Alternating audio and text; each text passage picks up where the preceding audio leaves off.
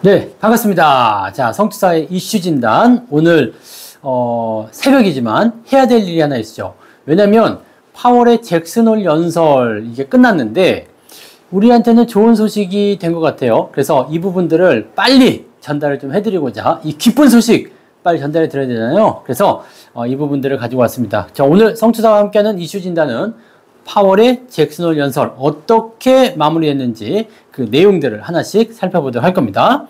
자, 파월의 연설을 좀 이제 볼 건데, 자, 파월이 지금 뭘 했느냐? 파월이 연설을 했는데 뭐라고 했느냐? 뭐라고 했어요? 금리 인하 할 수 있다. 네, 할 수 있다. 요렇게 이야기를 합니다. 자, 뭐 물론 이 내용이 전부 다는 아니에요. 하지만 시장에서는 충분히 이렇게 받아들였을 거라 생각합니다. 그래서 금리 인하할 수 있다. 그래서 요 카드를 지금 하나 들고 있는 거예요. 오늘 파월이 조금 불쌍해 보이는 이유도 있어요. 뭐 트럼프가 좀 좋아할 것 같잖아요. 근데 자, 아무튼 금리 인하 쪽으로 뭔가 마음이 좀 기울었다라는 식의 얘기를 좀 했습니다. 그래서 이번에 파월 잭슨 연설에서는 금리 인하의 힌트를 줬다. 네, 이쪽으로 여러분들이 해석해서 보시면 될 것 같습니다. 자, 그러면 본격적으로 한번 가보도록 할까요? 어떤 힌트를 줬는지 보자고요. 자, 이게 뭐야? 이거 연준에서 갖고 온 거예요. 연준. 네, 연준에서 가지고 온 건데 원문이에요. 연준 원문이고 지금 여기 보시면은 와치 라이브 있죠? 네, 요거 보면은 이제 라이브를 보실 수도 있어요. 근데 일단은 연설문 자체를 이렇게 텍스트로 다 적어 놓은 부분이 있습니다. 이대로만 딱 해놓고 나서 내가 over the course of this year 이렇게 얘기하면 뭐야 이 새끼. 네, 나도 영어 잘 몰라. 더 US 이코노미 이러면은 사실 이상하잖아요. 그래서 이런 걸 참고했다라고 얘기한 겁니다.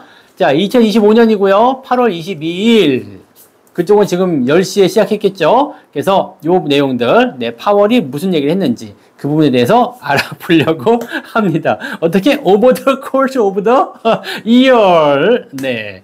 자, 그래서 제가 하나씩 해놨어요. 네. 자, 첫 번째, 방금 전에 얘기해드렸던 부분들 중에 이제 서문이 지나갑니다. 현재 경제 상황에 대한 진단을 간략하게 해줍니다. 자, 원문은 이렇게 되어 있어요. 원문은 이렇게 되어 있는데, 뭐 이거는 여러분들이 필요하실 때 한번 읽어보시고요. 여기에 뭐라고 되어 있냐면 1년 전 이 연단에 섰을 때 제가 1년 전 이 연단에 섰을 때 여기 one year ago 있죠? 네, 영어 강의 시간 아닙니다. 나도 영어 잘 몰라. 근데 아무튼 이 연단에 섰을 때 경제는 변곡점에 있었다. 경제가 변곡점에 있었대요. 그리고 우리의 정책 금리는 1년 넘게 5.25에서 5.5% 수준을 유지했다. 여기 써 있죠? 5.25에서 5.5% 정도 수준을 유지했다. 우리의 뭐가요? 정책 금리가요. 정책 금리가. 그리고 그 긴축적인 정책 기조는 인플레이션을 낮추는 부분이 있었고 총 수요와 공급 사이에 지속 가능한 균형을 촉진했다. 그러니까 지금 파월이 무슨 얘기를 한 거냐면 자, 1년 전에 왔을 때 경기는 별로 안 좋았다 이거야. 여기 보세요. 경제는 변곡점에 있었어. 1년 전에 경기는 변곡점, 변화를 하는 그 지점에 있었다. 그래서 그동안 우리는 5.25에서 5.5라는 정책금리를 유지했다. 이게 정책금리였죠. 네, 이걸 유지했는데 그 다음에 어떻게 나오냐면 이 정책적인, 이 긴축적인 정책 금리가 인플레이션을 낮추고 그리고 수요와 공급 사이에서 지속 가능한 균형을 촉진했다. 그래서 균형 촉진.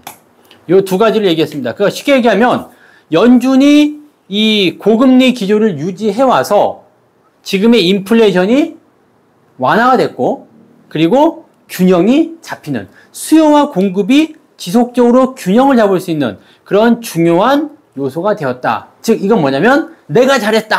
네, 나 파월인데 내가 잘했어. 지금까지 금리를 안 내리길 잘한 거야 라고 얘기를 해주는 내용이라고 보시면 되겠죠. 자, 그래서 이번에 FOMC 회의를 통해서 이번에 정책 기조를 재조정했고 이미 그 이후에 세 차례의 그 FOMC를 거쳐서 정책 기조를 재조정했고, 지난 한 해 동안 노동시장이 완전 고용에 가까운 균형을 유지할 수 있는 발판을 마련했다라고 얘기를 합니다. 완전 균형, 완전 고용에 가까운 내용이 되었다. 자, 근데 실업률이 지금 좀 높죠? 네, 4.2 정도 나왔으니까 사실은 이거는 조금 아니지 않나 생각이 드는데 아무튼 그랬다고 합니다. 네, 이게 서문이었어요. 그래서 현재 경제 상황을 어떻게 지금 이야기를 했느냐면 방금 말씀드린 대로 고금리 기조를 유지했기 때문에 인플레이션이 완화가 됐다. 괜찮아졌다. 그 다음에 수요와 공급의 지속 가능한 무엇이 됐다? 균형을 촉진했다. 그리고 그 이후에 세 차례 금리 인하를 통해서 정책 기조를 재조정하면서 그 부분이 완전한 고용의 완화를 이끌어냈다. 자, 쉽게 얘기해서 고용이 나빠서 금리를 인하한 것이 아니라 금리를 인하했기 때문에 고용이 좋아졌던 것이다. 라고 자화자찬을 해준 거다라고 보시면 되는 거죠. 자, 요거는 뭐 누구나 다 할 수 있는 이야기니까 나 때문에 잘했어 라는 거 똑같은 거예요. 왜? 여러분들이 주식을 매수했기 때문에 수익이 난 게 아니라 성투사가 추정 잘했기 때문에 수익이 난 거야. 바로 그런 식으로 얘기했다. 이렇게 보시면 되겠죠? 네. 자, 두 번째 페이지 봅시다. 향후 정책 방향. 네. 이게 지금 너무 위로 올라온 것 같은데, 그죠? 네. 이걸 먼저 볼 게 아니라 이걸 봐야죠. 이걸 먼저 봐야 됩니다. 그 중요한 데로 먼저 넘어갔네요. 자, 두 번째, 인플레이션과 고용의 이중 과제라고 되어 있습니다. 자, 여기에 보시면 물가 안정을 회복하는 것은 필수적이야. 네. 근데 역사적 기록은 성급하게 정책을 완화하는 것에 대해서 강력하게 경고하고 있다. 자, 요거 한번 봅시다. 물가 안정은 정말 필요해요. 물가 안정은 필요하다. 필요가 아니라 이건 중요한 거죠. 중요하다. 근데 역사적으로 볼 때 성급한 금리 인하는 경고를 해줬다 이거야. 경고. 무슨 경고? 이러다가 엿된다. 성급하게 금리를 낮추면 엿된다는 경고를 줬었다. 이 얘기를 여기서 지금 하고 있는 거예요. 강력히 경고하고 있다. 동시에 우리는 이제 인플레이션과 고용 목표 달성에 대한 위험이 더 균형을 이루게 된 더 복잡한 환경을 항해하고 있다. 뭐 어려운 말이에요. 이거 몰라도 되는 겁니다. 노동시장의 예상치 못한 악화는 정책적 대응을 정당화할 수 있게 되었다. 자, 여기서 아주 중요한 말이 나오죠. 무슨 말이냐? 노동시장의 악화. 지금 아까 방금 전에 말씀드렸던 그 뭐예요? 실업률이 높다. 즉 완전 고용을 이끌어냈다라고 얘기하지만 다시 얘기했을 때 실업률이 높아서 노동시장이 지금 악화되고 있다. 또는 악화될 수도 있다라는 식으로 얘기하고 있습니다. 뭐 여기에는 뭐 사람들이 여러 가지 얘기합니다. 이민자 정책에 대한 부분들의 잘못이다라고 얘기할 수도 있고요. 또는 금리가 높아서 그럴 수도 있겠지만 금리가 높아서 그렇다고는 얘기는 안 하죠. 네, 어쨌든 실업률이 지금 높아졌다. 높아지고 있다. 높아질 수 있다. 이런 식으로 나빠지고 있다는 것을 얘기합니다. 이렇게 되었을 경우에 무엇을 할 수 있느냐? 정책적 변화를 이끌어낼 수 있다라고 얘기하는 거죠. 정책적 변화. 그 부분이 여기 있습니다. 인플레이션 여기 있고요. 정책적인 대응을 정당화할 수 있다. 그리고 우리는 이러한 변화하는 위험에 주의를 기울이고 있다. 어텐티브. 여기 있죠? 네. 리스크. 그래서 이러한 변화하는 위험에 우리는 주의를 기울이고 있다. 이게 중요한 포인트죠.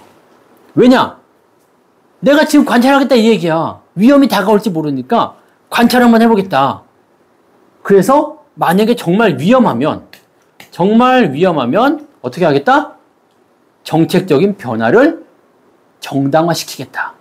그게 무슨 얘기예요? 노동시장이 안 좋아지면 금리를 조절할 수 있다. 라고 얘기가 되는 부분이 되는 거죠. 자, 이게 가장 핵심이었네요. 자, 그 다음 거 한번 볼까요?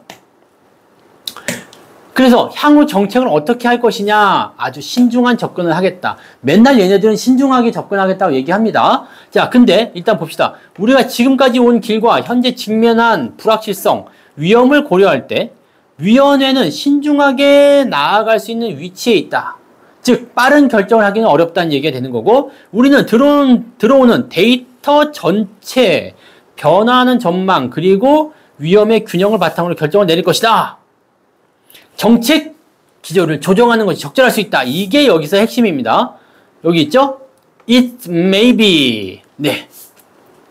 아마도 그랬을 것이다. 네. 어떻게 해요? Adjust the policy stance. 즉 정책을 바꾸는 것이 적절할 수가 있다라는 얘기를, 여기 아주 중요한 얘기가 나와버리는 겁니다. 자, 이게 뭐예요?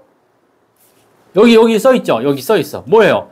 데이터 전체를 보고, 그 다음에 변화하는 전망치를 보고, 위험의 균형을 보고, 즉, 경제 지표를 보고, 나쁘다면, 뭘 하겠다? 금리 인하를 하겠다. 어떻게 하겠다? 네? 어떻게 하겠다는 거예요? 금리 인하를 어떻게? 정당하게. 그죠? 정당하게. 즉, 당위성을 부여한 거죠. 명분을 만든 거야. 무슨 명분?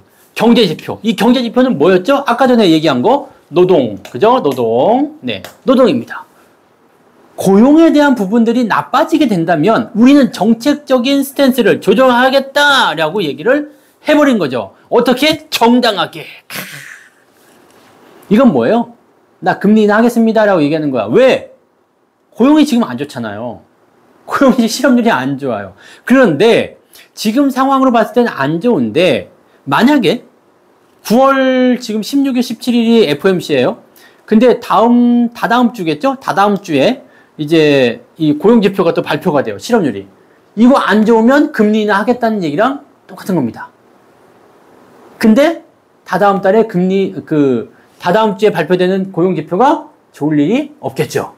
그러면 금리 인하를 하겠다. 이렇게 되면 금리 인하, 9월 금리 인하가 9월 금리 인하가 몇 프로? 이제 100%가 될 것 같다 얘기가 되는 거죠.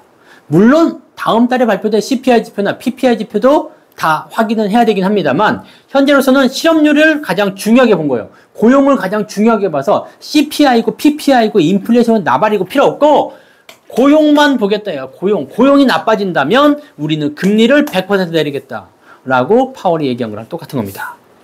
자, 이게 우리한테 힘을 주는 거죠. 그러니까 미국 증시가 이 말 하자마자 어떻게 됐어요? 빡! 네, 그렇게 되는 겁니다. 자, 그 다음에 마지막에 뭐라고 했어요? 네.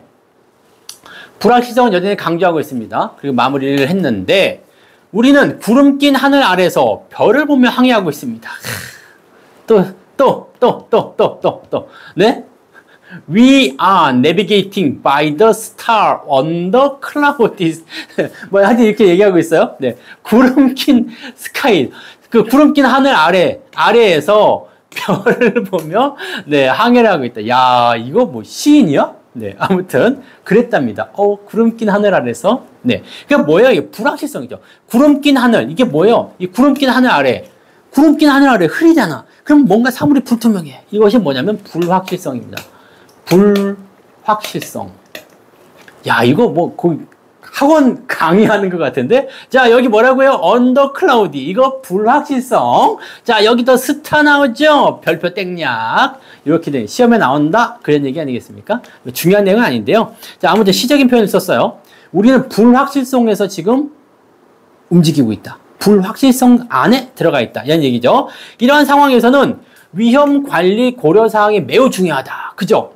이렇게 불확실한 상황 속에서는 뭐가 중요하다? 리스크 관리가 중요하다. 그래서 제가 여러분들 포트폴리오도 어떻게 드렸어요?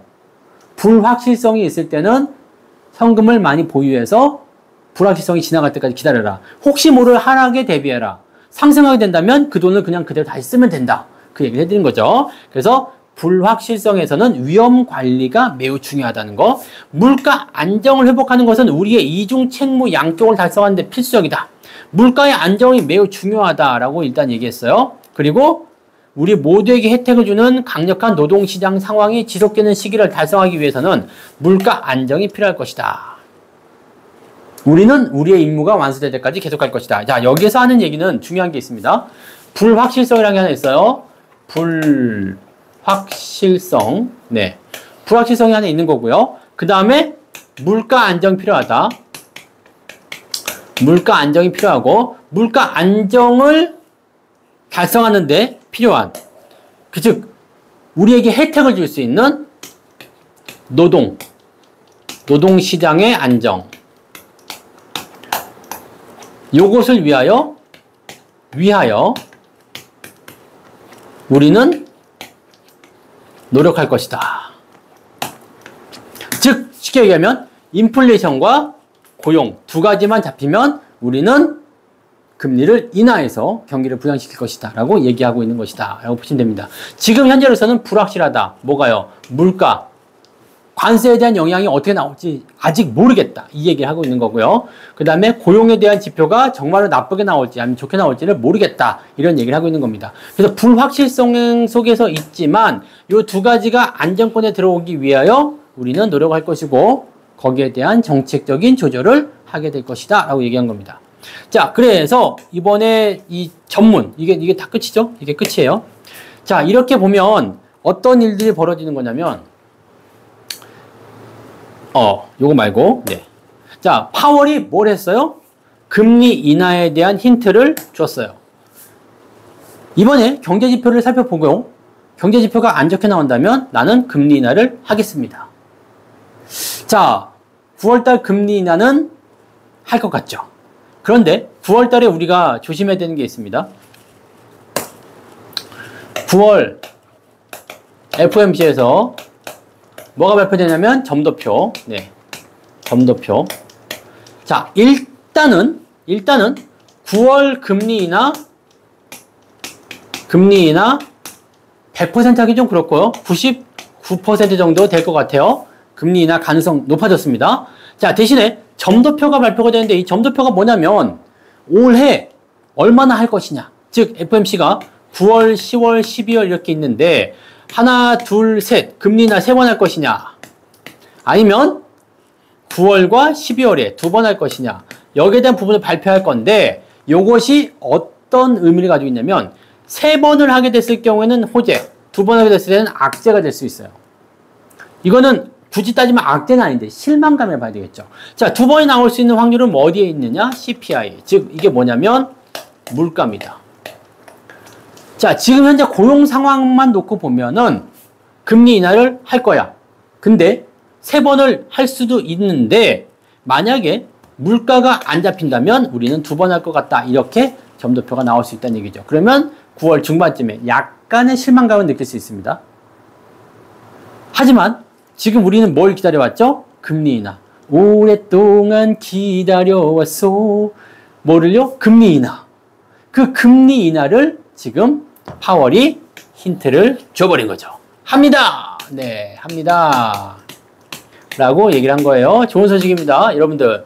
자, 금리를 인하하게 되면 어떻게 될까요? 일단 기술주들 좋은 흐름 나타날 수 있겠죠. 그리고 기술주가 이제 가장 먼저 그죠? 바이오라든지 산업 전반에 걸쳐서 경기 부양이나 마찬가지입니다. 시장에 돈을 푸는 것과 마찬가지 효과이기 때문에 이것은 시장에 강력한 호재가 되겠죠.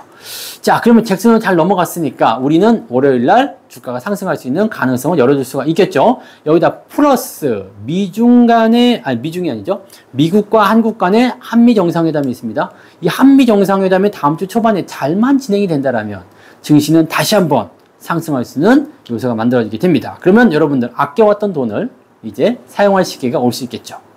자, 일단은 긍정적인 뉴스로 마무리를 좀 해보도록 하겠습니다. 자, 이번에 파월의 잭슨홀 연설은 매우 좋았어. 네, 라고 생각하시면 되겠습니다. 자, 오늘 여기까지 이야기하도록 하겠습니다. 자, 저는 또 다른 이슈가 있으면 또 돌아오겠습니다. 자, 시청해주셔서 대단히 감사합니다. 가시기 전에 구독과 좋아요 한 번씩 박아주시고요. 네.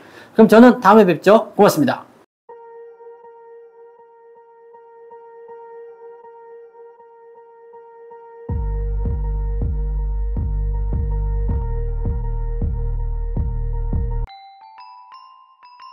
본 방송에서 제공되는 모든 정보는 투자 판단의 참고 자료이며 투자의 최종 책임은 본 방송을 이용하는 본인에게 있습니다.